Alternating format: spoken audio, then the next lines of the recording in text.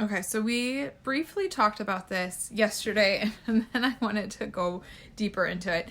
And it's been touched on in other lessons, but we could talk about this every week for months and still benefit from it because we are just so conditioned to it. Remember when we talked about like the ant farm, or like the grooves, when we take the same path over and over, we have those neural pathways, and in order to change those neural pathways to make shifts in our life, we have to challenge those, and we have to create a new path and a new way over and over and over, so that becomes second nature instead of the old way.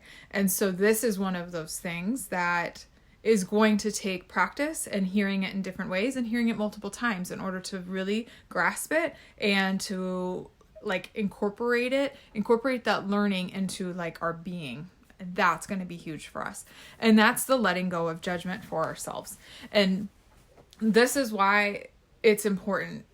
Well, it's important for many reasons, but the main thing is when we're talking about any strategy, when we're talking about mindfulness and talking about like evaluating ourselves with curiosity and without judgment, we need that not judgment piece in order to really open up to seeing ourselves clearly, because we have those biases, which we've talked about, and we have those ways of seeing ourselves, and sometimes our self-concept, so the way that we see ourselves, is a certain way, and our mind will defend that, and it needs to have that confirmation bias, so it will adapt our world around us and our thoughts to confirm that belief that we have about ourselves.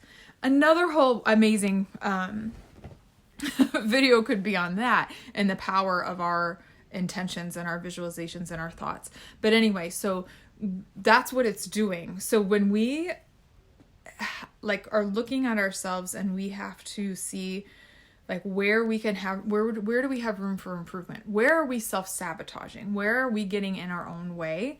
And we have to be able to see that clearly, because if we go into that and we are thinking more of being defensive, which is our tendency. That's our most people, until we kind of get to the place of understanding ourselves on such a deep level of unconditional love, then we are going to get defensive.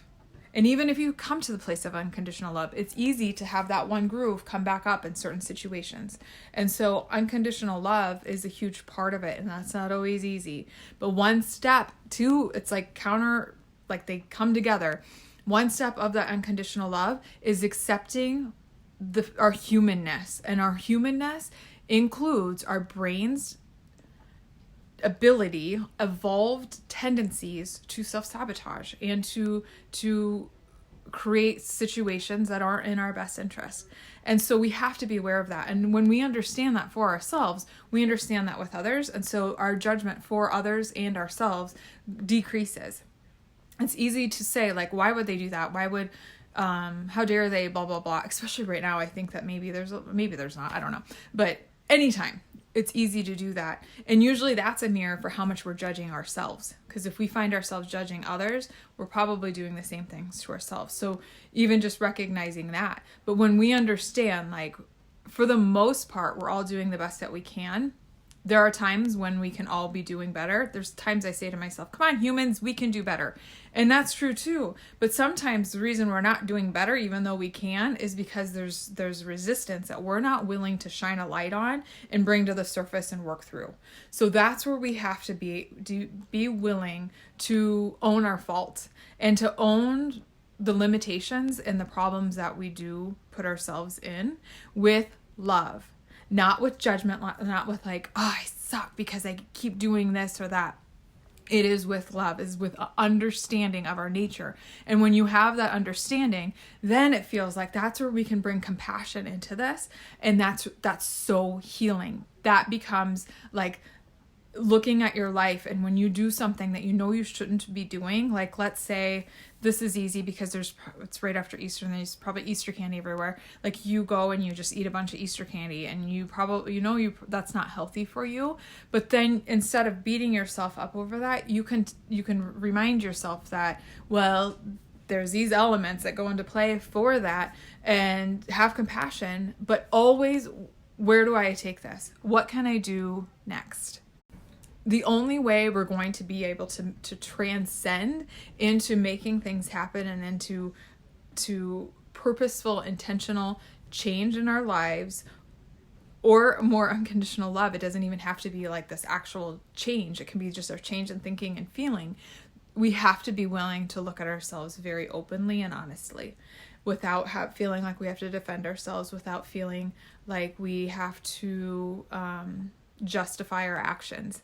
And that's a shift. That's a big shift for a lot of us. And so that's the challenge, but it's also an amazing opportunity for us all to get to.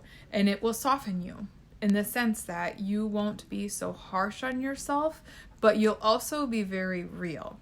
So it doesn't mean that then you just allow for things that aren't in your best interest because you're no longer judging yourself. That doesn't mean like, well, I don't feel like picking up after myself today, so I'm not going to, and isn't that interesting that I don't want to? It actually means like, well, what's that about? Why don't I want to? And then almost holding yourself up to a higher standard with love and compassion. And when we can do that for ourselves, then we understand and we'll see that we'll do it for other people. And then that's how we become more like cohesive, and our relationships get stronger, and we aren't so quick to like take things personally when people come at us, because then we can understand like, well, that doesn't necessarily have to be about me. There might be something that they're working through.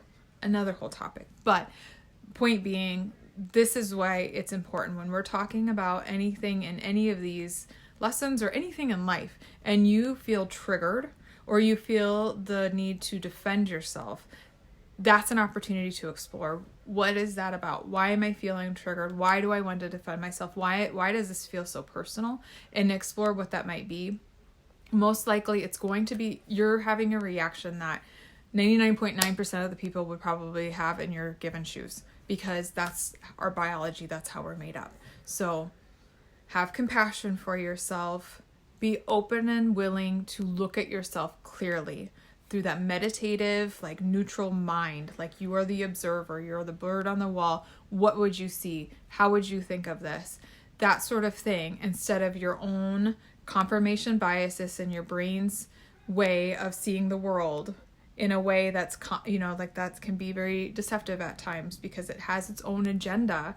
And so when you can be that bird's eye view looking down, and then you can really, the emotions can go away too, and you'll be able to just really magnify your gifts and without that emotional tie to it. So hopefully that makes some sense and can be beneficial for your life.